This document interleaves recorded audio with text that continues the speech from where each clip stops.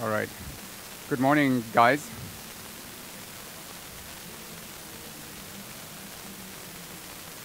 So you all need your headsets on. Can you hear me? All right. Um, the one thing we couldn't agree on is English or German. Anyone? Well, I'll do it in English, so it's we make sure that everyone gets it right. We have someone here who is definitely not German. So I would like to have another quick show of hands. What you guys are. You all don't look like students, really. Who of you is startup environment? There's one here, too. Who is corporate environment?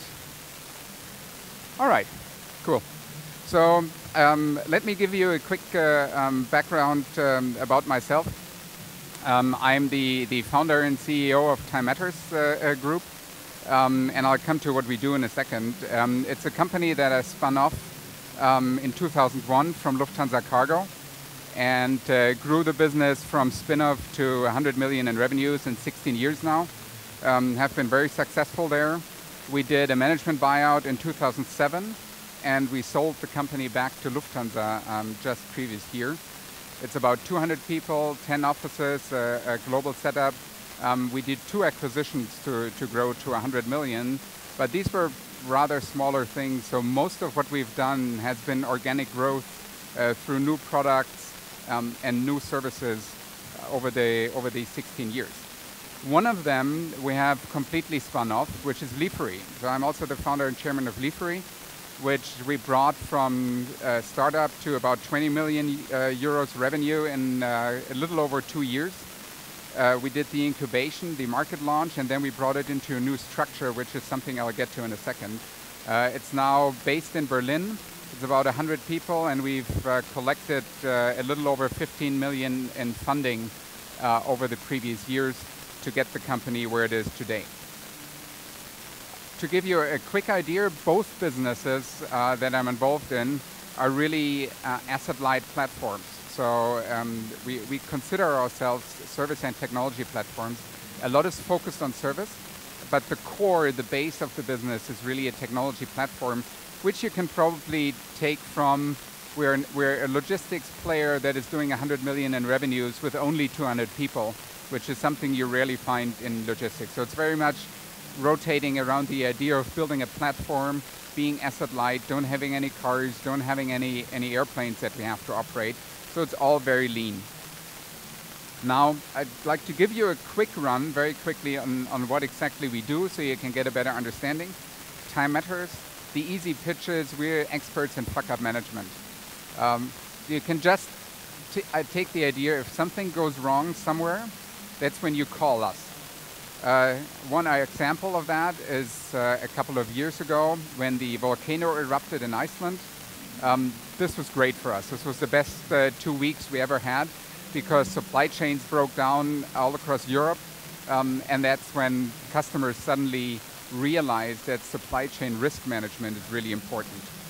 Another good example that you can probably relate to is spare parts logistics. For a lot of our customers, if they don't have parts within about an hour, it can easily cost them 100,000 euros upwards. Typical situation, you will find this in the aviation and aerospace segment. You'll find that in the automotive industry. You'll find that, for example, in the high-tech industry. And we're also saving lives. Time Matters is the largest transporter of stem cells in the world. So a lot of what we do is we transport stem cells right into clinics where the patient is already waiting for a transplant. So it has a lot to do with being very exact, very detailed, very service-oriented. These are our customers. You can see it's the who is who in industry and logistics. And even though you probably have not heard of Time Matters, we are sort of like a hidden champion. When you ask one of our customers, who do you work with in emergencies, most of them will probably say we use Time Matters. One of the things we're really proud of is that over the years we have developed new services. And we've gotten a lot of awards, even though we're a rather small player. First of all, we have a Net Promoter Score which is consistently above 70, which is unheard of in the logistics field, and is a benchmark. And as you can see, We have gotten awards from Volkswagen, I've just received from John Deere, 3rd year in a row, Logistics Excellence Award. We've received awards from Siemens, Texas Instruments. So we're really, really service focused, and that's something I'll come to a bit later. Liefery is something that we, as a company, we spun off from Time Matters. As you saw, it's the same idea of building a logistics platform, but the key difference is we're in retail. So the idea behind Liefery is, and we all know that, you order stuff online, and when does it get delivered? Usually next morning between 9 and 12, when all of us are not home, but we're in the office. And so our idea is, how can we build a platform that delivers stuff when you want it, where you want it? And the original idea behind Liefery was actually that we wanted to serve small mom-and-pop shops and help them compete with Amazon. It turned out a little bit differently. I'll skip that. We're in these cities today in Europe and in Vienna, and these are our customers. So the customers are really the who is who of the German and Austrian retail landscape, including Amazon, including Zalando, including Rewe, for which we do last mile delivery in these cities. So you can see we have, it's two businesses that look alike as a platform when you look at that first picture, but there are some very key elements that are different. One is, if you take Time Matters, it's very much about avoiding costly damages, whereas Liefery is all about convenience.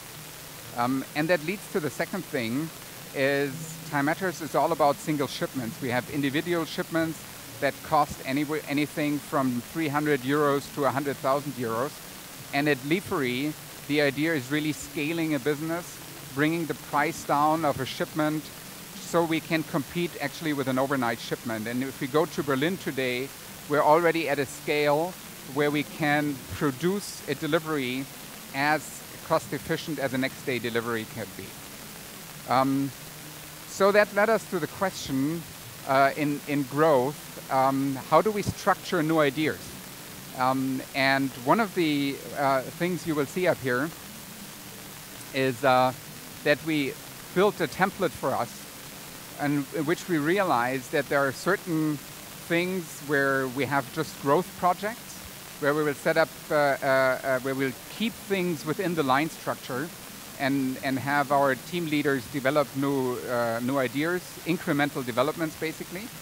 Then we have new products, which we have found a solution for. We take teams and build separate teams to launch new products, and I'll show you one in a second. And then we realized that if we really want to go into new markets, we have to spin it off. And that was the idea behind Liefery, and I'll get to how we do that in a second. This is one of the new products that we launched. This is also, that could be a startup, it could be a standalone business, but we decided to keep it within Time Matters as a separate new product. We launched this about 4 months ago. It's called Airmates, and it's already today, it's the world's largest platform for onboard couriers. So we take people like you who can apply and be a courier for our customers, taking goods and flying them around the world. And we've completely digitalized the process that used to be very manual, very hands-on. And if I go back to this, you can see the difference. Liefery, we have spun off into a separate entity. Airmates, we've kept within the Time Matters group. Now, to the key part of my speech is how do we do that? And we feel that growth has to come from growing your core business and developing new ideas. And for both, you need creativity and execution. And we believe in Time Matters, and this is the same for Liefery, but since I'm operationally active in Time Matters, I'll speak mostly about my experience there. Liefery, I'm the chairman. I have my two co-founders running the business. So we believe it's all about culture and discipline. And I would like to get a little bit into that. First of all, how do you get a strong culture? We believe that a strong culture is very much about having strong values created and lived by the team. And I'll get to these points on separate slides. So how did we do that? And I think it's one of the key success factors in building a business and growing it to 100 million And the culture at Time Matters today is very much still the same as it was 15 years ago. And we've wondered over time, how do we make sure that the culture stays the same? It evolves, of course, with the people, but how do we do that? And I think one of the key elements we found is not the question what your core values are. So it doesn't matter what's written on there. Because I think the biggest mistake I could have done is if I, as the founder and CEO, would have written down the core values. So we worked with a coach once, and he said, FJ, what you need to do is not define core values, but you identify core values. They're already there. They're already in the company. You just have to find what they are. And so what we did is we sent an email to all of our employees, and we said, guys, if you're at a bar in the evening with friends, what do you tell them why you work for Time Matters? And the amazing thing is we got about 350 answers, what they say, but 4 of them were in 70% of the answers. And those are the 4 that are in here, which is we are passionate about what we do. We want and we accept responsibility. We are extremely direct. We talk very straight, no bullshit, and we really enjoy what we do.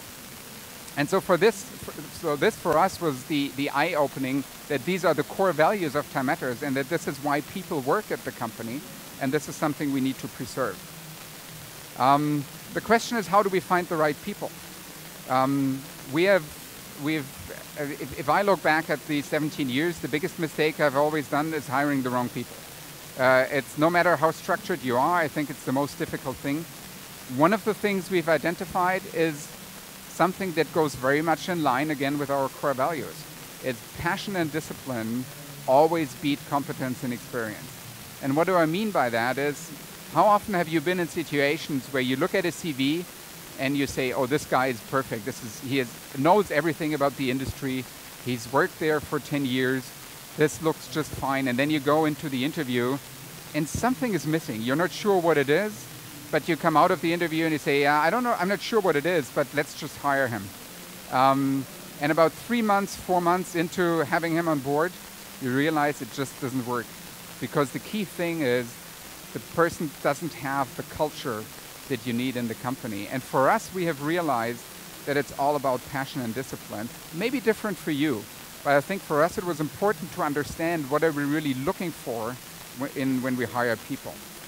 Of course, another thing is it doesn't mean that you only take the young and wild people that are in startups, but for us it's been very important to have a good mix of people. You have those that are really experienced, who bring the culture, the passion and the discipline, and then you have those young, naive guys who want to try everything, who want to change the world. For us, this has been key to blend these, and also, for example, when we do the staffing on new teams, this is what we've always been looking for, is to find a mix of people who are in their late 20s, who are young and dynamic, who want to change everything, but also to have some guys who are in their late 50s, which, by the way, we have made great experience with in the company, to have people who are in their late 50s on the team, because they really have a lot of value to add if you give them an environment that they can blossom in, really. And that's what I've experienced. If we hire people from corporates who are in their 50s, they suddenly, it's like a new career for them that starts, and they're so happy to be out of the corporate environment. So one of the key things we're looking for in the culture is collective intelligence. And we think that creativity really comes from the team. And we've seen this over the past years. And how do we do that? We've created full transparency within Time Matters. Our team knows everything. We have, they know the cash we have in the bank. They know the projects we're working on. They know the shareholder structure we have. The only thing really we haven't gotten to is they don't know the salaries of the other people. But everything else is really transparent, and we talk about that a lot. So there is no, in Germany you would say Herrschaftswissen, that protective know-how that some people have, where they say, I'm important, and that's why only I know that and you don't know that. What it does, if you have collective intelligence, if you have transparency, it allows ownership for people. And we have one key sentence, which you may have seen in the core values, is to really put competence above ego, which means the hierarchy in our company is extremely flat. The person who knows the most or who takes the responsibility on new ideas is the one who takes ownership and who has the competence and who gets the competence. Which means that a lot of times the project leaders for new ideas are not the most senior people in the company, but rather it's those who say, I want to do it, I will take responsibility for that. And what they basically do is they will also take the credit eventually. But for us, this has proven extremely essential, because what you will realize, people are so extremely motivated to create something if you just let them do it. If you don't have the rules and the boundaries that usually corporates set, starting from controlling, starting to make business plans and all this stuff, we have that too, and I will get to that in a second. But in essence, it's really putting the competence and the decision making to those who really want to do it. And then we have the thing about being direct, where we have one picture that is put the fish on the table, be extremely direct, be extremely outspoken. What does it mean? If something is shit, just let people know. Don't beat around the bush. Be very open. And it's also a thing I've learned, and you can believe me that having Lufthansa as a shareholder, I know a little bit about corporate structures, and they admire us for being very blunt. But most people, otherwise they don't fit into our culture, I have to say, like it when you're very direct with them. I'll skip that. So that brings me to the point, you have a great culture, you have built something where people walk in and everybody says, wow, this is great, everyone is so friendly, it's really startup-like. And then I found this famous quote a couple of years ago from Ben Horowitz, who said, the world is full of bankrupt companies with world-class cultures. And we realize that too. It's nice to have a great culture, and you probably walk into a lot of these startups in Berlin or maybe in Graz or in San Francisco, and they have these great cultures, and they have all these gimmicks of kicker tables and ping pong tables and free lunch and everything. But in the end, we believe that culture is nothing if you don't execute. And execute means you just have to get things done. And one of the things we've learned over the last 16 years is that's something you can't allow to happen by chance, but it's really something you can manage. And that's, I think, my key role as the CEO and the founder is to make sure that things get executed. And that's where I have to help the team and where I have to help the staff. So I would like to lead you through quickly on how we help the team execute and how we have built a structure that makes execution part of everyday life and not something that is awkward or strange.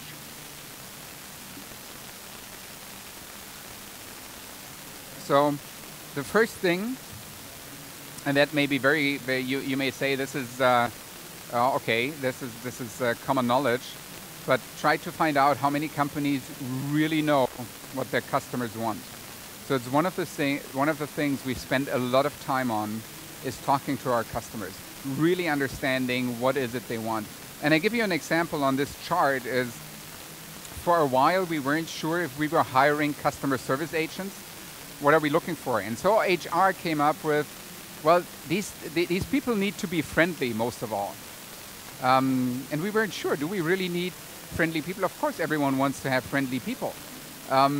But maybe you have seen a certain trade-off between people who are extremely friendly and people who are extremely smart in what they do. And we felt that there is a sort of trade-off. So we asked our customers. And the interesting thing, which you can see here, is that staff friendliness is not something they wanted us to work on. But it's really that they said, and I remember that today talking to one customer, they said, look, when we call you, it's more important for us that the agent knows where Klagenfurt is rather than him being friendly. Because in the situation we're in, something's really on fire. I don't care if the guy is friendly. I just need help. And for us, this was really interesting. And we've done this with other situations where we just talk to our customers and get the insight of what the customer really wants. The second thing we've started doing a couple of years ago is to really understand what are our strengths. The biggest threat I saw was when you listen to your customer all the time, you suddenly end up, when you only listen to your customer all the time, you suddenly end up doing stuff you really don't want to do. And in our situation, that was when you are in special speed logistics, customers come to you with really strange requests. And especially I can tell you as in my situation, you talk to people and they say, oh, FJ, you know, I have this big problem. I have this machine that I would like to get from the US to Europe. Or what usually happens, I have a car, I've bought a car and I would like to get that. And then I would walk into customer service and of course sometimes they didn't dare to say, FJ, forget it, this is a stupid idea, we don't want to do that. So we've put a structured process behind it to say, what is it that we really want to do? Are we, for example, more into acquisitions? Or are we more into organic development? Are we more into doing fine-tuned solutions for customers? Or do we really want to build a scalable business? Things like that. What it helped us doing, and I will get to that in a couple of slides, is to build a set of simple rules for business that we want and for business where we will tell the customer, thank you very much for the request, but this is not something we're going to do. It's just not our core competence. And we've realized it's very difficult initially because you have big customers and they come to you and they want to do business with you. And it's awkward to tell them, sorry, this is not really what we're doing. But what we've also realized is if you explain them in a structured way, actually they like it a lot more than if you try to do something you're really not good at. The third thing is that we have a very clear understanding on what the strategic direction is. So we have built 4 areas, and these are just exemplary now for you. Of course, they must be different in your businesses, of things we want to work on over the next years. For us, this is network, digital solutions, industry solutions, and the best service experience. And why these are important, I'll come to in a second. One of the key things we've learned, and one of the most difficult things, is not finding new projects, but really having the courage to say no. And for us, for example, this means we get a list of things and we have all, as I've said before, we have a culture where people can take responsibility, so you get a lot of new ideas. And the really difficult thing is to tell people, no, this is not something we're going to do. And there's a great quote by Steve Jobs, but it's really about having a structure on how you do that. And so I would like to come to one essential process that we have installed at the company, is to have simple rules for how do you select strategic projects. And why do we think we need simple rules? Is because you probably all know the situation when you come into your strategy meeting or you come into your, I don't know what you have, weekly meetings, monthly meetings, and everyone comes with a new idea. The guy from sales has a new idea, the operations guy has a new idea, the head of IT has seen something he likes, then there's somebody else who's heard something about maybe a new law that came up and now you have to install a new process. And they're all sitting there and they all have their pitch and they all have their claim. How do you select? And for me, there was a nightmare really over all the years because you also don't want to hurt people's enthusiasm and their passion. So we have come up with this and you have to adapt that to your needs. But for us, it's number one, it has to support a key strategic target. If it's not within these 4 categories down there, you better have a really, really good explanation why you still want to do it. It doesn't mean it's automatically killed, but this helps you select about 80%, pre-select about 80% of your topics that you want to work on. The second thing is it needs to be based on the core competences that you have as a company. What did it mean for us? For example, ideas. We realized at one point that we are a lot better at doing acquisitions when we internationalize than at building our own teams. So when somebody comes with the idea, of we should internationalize to the US, for example, the core competence for us would be to look for a small player in the US that we can buy rather than to build our own team in going there. The third thing we have defined is that it must be scalable. And that was one key decision that we've come up with, which I explained earlier. When you get all these funny requests from your customers, make sure it's scalable. Make sure there's a certain potential for development behind it, or make sure that it's replicable to other customers who will then buy the same service that you have developed for one customer. We want to have clear metrics. That's number 4. And the 5th is probably the most important. Is top management willing to commit at least 2 hours per week to help working on this topic? For us, this has been one of the key things. Is one of us in senior management willing to sit down 2 hours with the team who's going to do it and work with them on bringing that forward? And why is it so important? Because it just keeps it up very high on the agenda. It just makes sure it comes up every week, and there's somebody there in top management who supports it, who gives the resources, who removes barriers, who gets the people on the team, who gets the money on the team.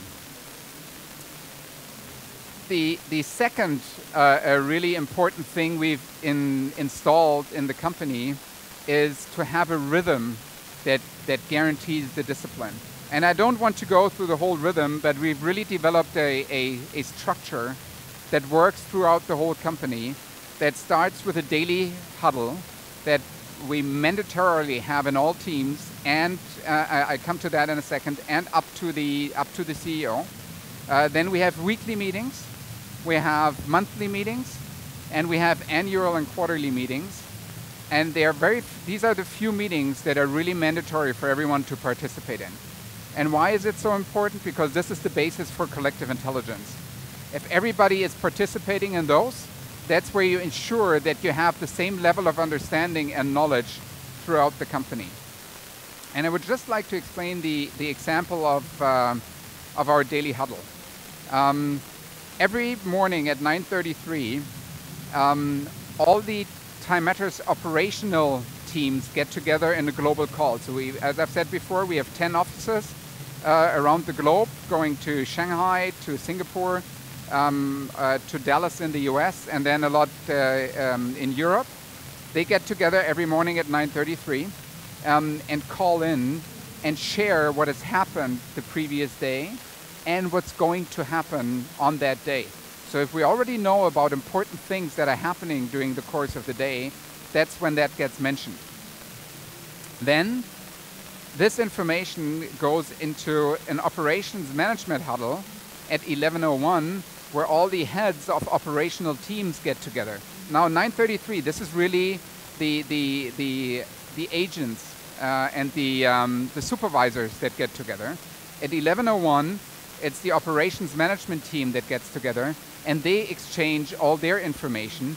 They give feedback. For example, we have daily feedback on things that went wrong. So every day we will talk to our partners about things that went wrong. So it's not happening that as a partner of us, you will get the information in 9 months that, oh, by the way, your performance was really bad over the last 9 months. We never got the time to tell you. But our partners will know the next day if something was wrong. And then comes the probably most important part at 11:44. This all collects in my office together with all my directs, and which include the CFO, the COO, the head of sales, the head of operations, the head of HR, are all there every day to call in. I'm excused today because I'm speaking here. Otherwise, if I were traveling, I would call in at 11:44 to participate in the call. There's only 3 things on the agenda. First of all, it's a stand-up meeting, no sitting down. 3 things on the agenda. What's up is a collection of the information from down there. What are the numbers? It's really sharing of sales, of the cash, the bank balance, of incidents that have happened in numbers. And the third is probably the most important question we have is anybody stuck? And what happens there is that we've realized that all these things that happen in a company that frustrate you because things just don't get done, because people do politics, because you're working on a project, you need IT support, but suddenly the guy from IT is on vacation for 2 weeks and you didn't know, nobody told you, so the project is delayed. This all comes up within 24 hours. And there are two things happening. First of all, this blame game stops because suddenly you know that information comes up very quickly and it's very, very direct, very upfront. And what also happens, since people know that this is happening, they work a lot harder that it's not coming up there. Because we know that the cycle in which we identify if there are problems is maximum 24 hours. I can tell you it's very difficult to install that. When we came up with the idea, a lot of the team leaders, especially I can tell you the sales guys, they love their freedom. They don't want to tell you what they do. They were very reluctant. The amazing thing is they were the first team to install the daily huddle once we started it from the top and showed them how it works. Because also, for example, my head of sales realized he gets so much more information, so much quicker, that it really makes it a lot easier for him to manage his team. And so we've built a structure at Time Matters where we've really managed to balance focus and flexibility on an everyday base. And I think this is the enabler to have a very open culture, to have a very dynamic culture, a startup-like culture, but there's a lot of thought behind the processes that run in the background without having the typical corporate controlling, without having the typical corporate structures that you probably know from larger entities. There's one more thing. One of the things we've realized over the past years is that probably the biggest thing we had to learn, and we have to learn still today, is to really become experts in adaptability. And again, there we've built, we think, the perfect structure. When people came to us and still come to us today, one of the questions you typically get is, what is my job description? And our answer to that is we don't have job descriptions, because we really don't know if the job you're going to do is still going to be there in that form in 6 months. It tells us, by the way, two things. If somebody still wants a job description, it's not the right culture for us. If somebody can live with it, we get a good feeling that they're adaptable enough. The other thing is people get to like that a lot, and that's one of the things we were worried about, whether team members can live with that, especially when they come from a corporate environment, that their job changes maybe every 3, 6, 9 months. And we have realized that people actually like it a lot because it just gives you a lot more dynamic, a lot more experience. My final slide.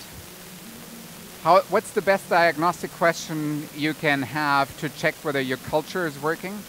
And we have realized is just find out what happens when people fail, or in our words, what do you give people a chance to fuck it up? This is when I really speak to other entrepreneurs or to other founders or to corporates. What is happening when people really fuck something up big time? When they have a project, when they have a new service, and it just doesn't work out. Do they still have a standing in the company? Can you actually promote them from what they've learned, or are they basically fired, or it's like the situation when you think, oh, forget it, he's done, he's never going to turn out anywhere. So this was the idea. This is the story on how we've built Time Matters, and this is the same that we've implemented at Liefery.